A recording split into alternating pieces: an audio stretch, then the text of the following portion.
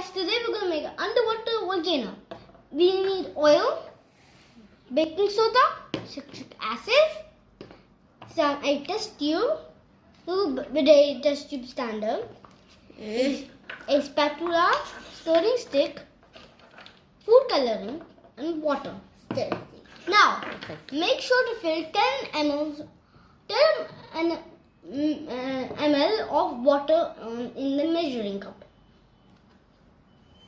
That is all wrong. Okay, now we have to add 2 drops of red food coloring. 1 drop. Now, Amy, now hold it. Just 1 drop.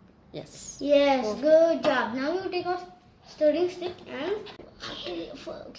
Amy, can you stir this? But I will add the baking soda.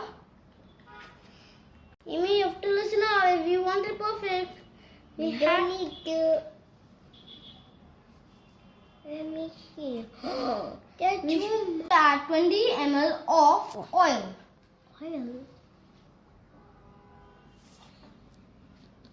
Let's see this. Wow, guys, look at it. We are not doing anything else, but look at this.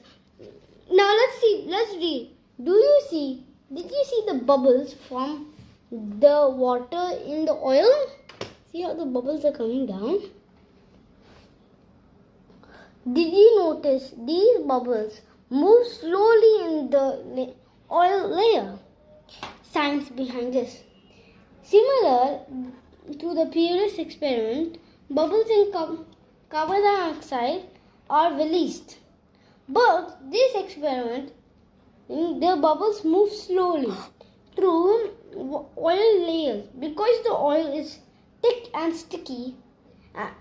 Do it. We will take the straw.